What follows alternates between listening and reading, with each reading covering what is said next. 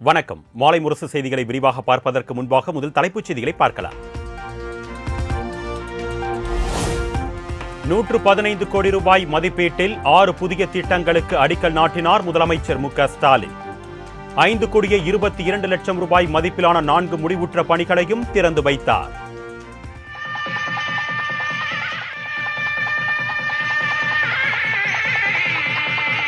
வில்லிவாக்கம் பாடி மேம்பாலத்தின் கீழ் சிவசக்தி காலனியில் சுமார் 3.93 ஏக்கர் பரப்பளவில் 53.50 கோடி ரூபாய் மதிப்பீட்டில் சர்வதேச தரத்திலான குளத்தூர் வண்ண மீன்கள் வர்த்தக மையம் 1,25,402 சதுர அடி கட்டிட பரப்பளவில் தரைத்தளம் மற்றும் 2 தளங்களுடன் அமைய உள்ளது.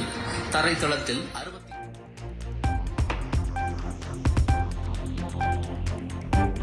துரைமுருகன் உடனான எனது நட்பு தொடரும், அவர் என்ன சொன்னாலும் வருத்தம் இல்லை. மூத்த நடிகர்கள் குறித்து அமைச்சர் துரைமுருகன் கருத்து தெரிவித்தது தொடர்பாக ரஜினிகாந்த் பதில். மதிப்புக்குரிய துரைமுருகன் அவர்கள் என்னுடைய நீண்ட கால நண்பர். அவர் எனக்கு ரொம்ப பிடிக்கும். அவர் என்ன சொன்னாலும் இதுக்கு வருத்தம் கிடையாது. நம்ம நட்பு எப்பவுமே தொடரும்.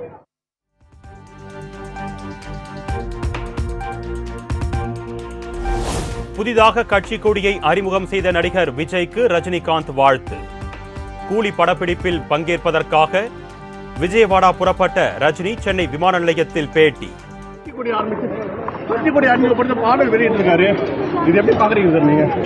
அவருக்கு என்னுடைய வாழ்த்துக்கள்.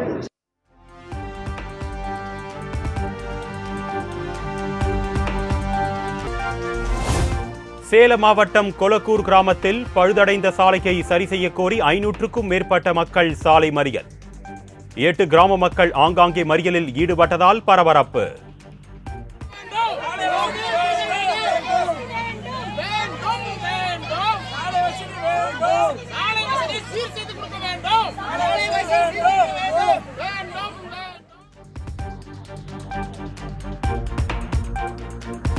பத்து சக்கரங்களுக்கு மேல் உள்ள லாரியில் கனிம வளங்களை ஏற்றிச் சென்றால் குவாரிகளுக்கு சீல் வைக்கப்படும் என்று நெல்லை ஆட்சியர் எச்சரிக்கை. ராட்சத லாரிகளில் கனிம வளம் எடுத்து செல்வது குறித்து பொதுமக்கள் புகார் அளிக்கலாம் என்று தொலைபேசி எண்ணும் அறிவிப்பு.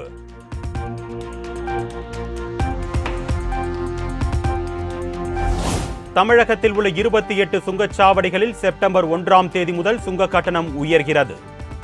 கார், வேன், ஜீப்களுக்கு 5 ரூபாயும், ட்ரக், பஸ், பல அச்சுகள் கொண்ட வாகனங்களுக்கு 150 ரூபாய் வரையும் உயர்வதாகவும் அறிவிப்பு.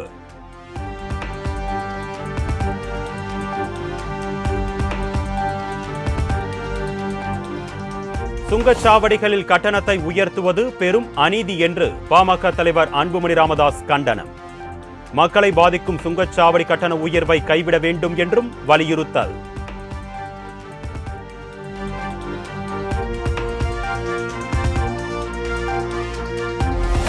சென்னை தேனாம்பேட்டையில் உள்ள திமுக தலைமையகமான அண்ணா அறிவாலயத்திற்குள் பீர் பாட்டில்கள் வீச்சு. சம்பவம் தொடர்பாக கண்ணகி நகரைச் சேர்ந்த கோவர்தன் என்பவரை கைது செய்து காவல்துறை விசாரணை.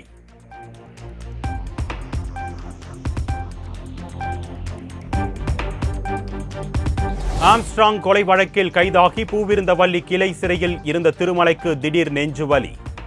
சென்னை ஸ்டான்லி அரசு மருத்துவமனையில் சிகிச்சைக்காக அனுமதி.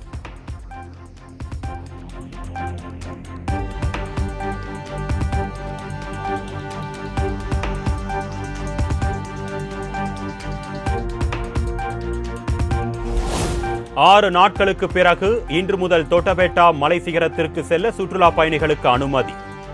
தொட்டபெட்டா செல்லும் சாலையில் சுங்கச்சாவடி அமைக்கும் பணி நிறைவடைந்ததை அடுத்து வனத்துறை அறிவிப்பு.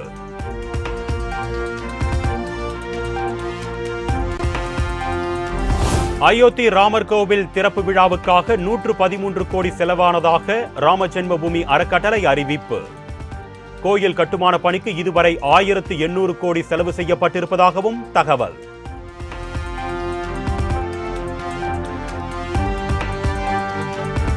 தென்காசி மாவட்டம் பாவூர் சத்திரம் அருகே நீண்ட நாட்களாக கொள்ளையில் ஈடுபட்ட கும்பல் கைது. 20 லட்சம் ரூபாய் மதிப்பிலான தங்க நகைகள், ரொக்கம், 2 கார்கள், 7 செல்போன்கள் பறிமுதல்.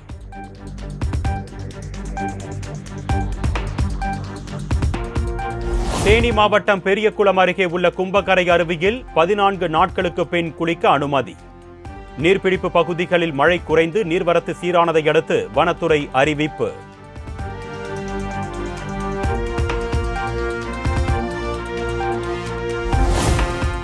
புதுக்கோட்டை மாவட்டம் கந்தர்வக்கோட்டையில் புதிய பேருந்தில் கோளாறு. பயணிகளே கீழே இறங்கி தள்ளி ஸ்டார்ட் செய்த அவலம்.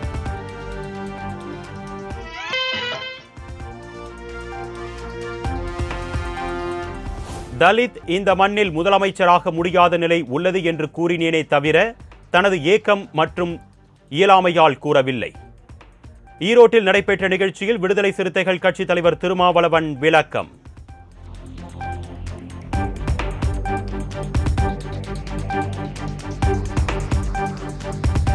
உழைக்காமல் பதவிக்கு வந்தவர் பாஜக மாநில தலைவர் அண்ணாமலை என அதிமுக பொதுச் செயலாளர் எடப்பாடி பழனிசாமி விமர்சனம். ஏதோ ஒரு வழியில் பதவி கிடைத்ததை வைத்து தலைகால் புரியாமல் ஆடி வருவதாகவும் கடும் தாக்கு. மைக்கு கண்டா அவருக்கு வியாதி மாதிரி, மைக்கு கண்டா உடனடியாக பேட்டி கொடுப்பார். விமானத்தில் ஏறும்போது ஒரு பேட்டி கொடுப்பார், இறங்கும்போது ஒரு பேட்டி கொடுப்பார். ஆகவே எல்லாரும் உழைத்து பதவிக்கு வந்தவர். உழைக்காமல் பதவிக்கு வந்த ஒரே தலைவர்னா பாரதிய ஜனதா கட்சி தலைவர்.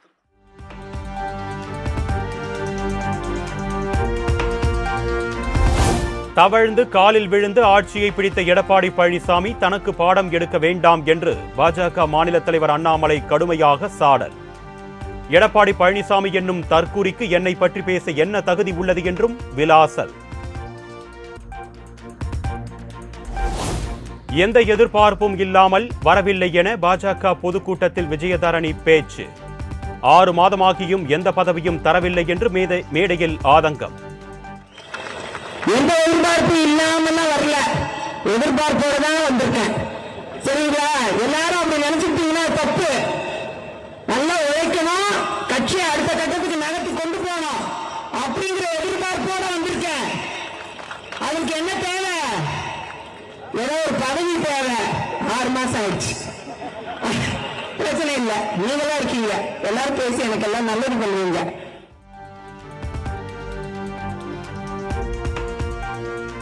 மயிலாடுதுறை மாவட்டம் திருவாலங்காடு வெடிவிபத்தில் மரணமடைந்தோர் குடும்பத்தினரை நேரில் சந்தித்து நிவாரண உதவிகளை வழங்கினார் அமைச்சர் மெய்யநாதன்.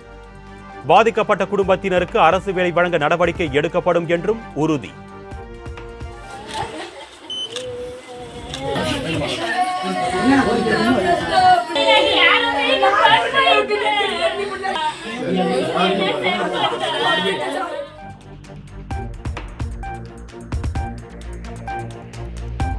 திருவாரூர் மாவட்டம் மன்னார்குடியில் நடைபெற்ற மாநில அளவிலான ஆணழகன் போட்டி. இறுதி சுற்றில் சென்னையைச் சேர்ந்த ஹரிஹரன் மிஸ்டர் டெல்டா பட்டத்தை வென்று அசத்தல். அடுத்த 5 நாட்கள் தமிழ்நாடு மற்றும் புதுச்சேரியில் மிதமான மழைக்கு வாய்ப்பு. சென்னை வானிலை ஆய்வு மையம் கணிப்பு.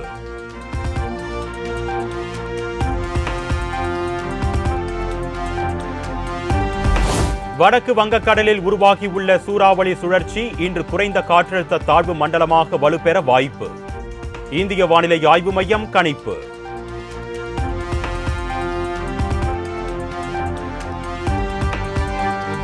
நாடு முழுவதும் இன்று கிருஷ்ண ஜெயந்தி விழா கோலாகலம்.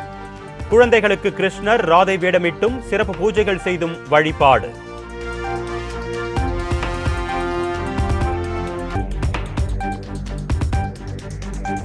குஜராத் மாநிலத்தில் கடந்த 24 மணி நேரத்தில் 32 சென்டிமீட்டர் மழை பொழிவு. பல்வேறு பகுதிகளில் வெள்ளம் சூழ்ந்துள்ளதால் பொதுமக்களின் இயல்பு வாழ்க்கை பாதிப்பு.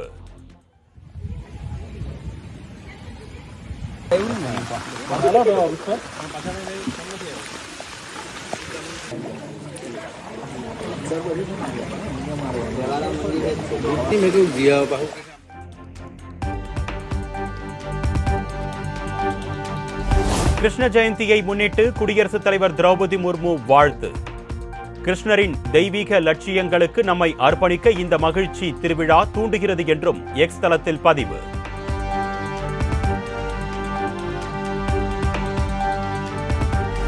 சாதிவாரி கணக்கெடுப்பு நடத்துவதை எந்த சக்தியாலும் தடுக்க முடியாது என்று ராகுல் காந்தி எக்ஸ் தளத்தில் பதிவு. விரைவில் 90% மக்கள் சாதிவாரி கணக்கெடுப்பை ஆதரிப்பர் என்றும் நம்பிக்கை.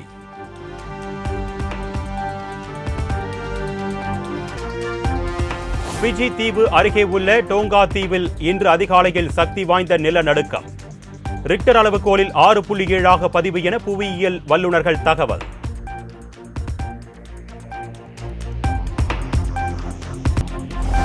டெஸ்ட் கிரிக்கெட் வரலாற்றில் முதல் முறையாக பாகிஸ்தான் அணியை வீழ்த்தி வரலாற்று படைத்தது வங்கதேச அணி. பாகிஸ்தானை அதன் சொந்த மண்ணிலேயே 10 விக்கெட் வித்தியாசத்தில் வீழ்த்தியது.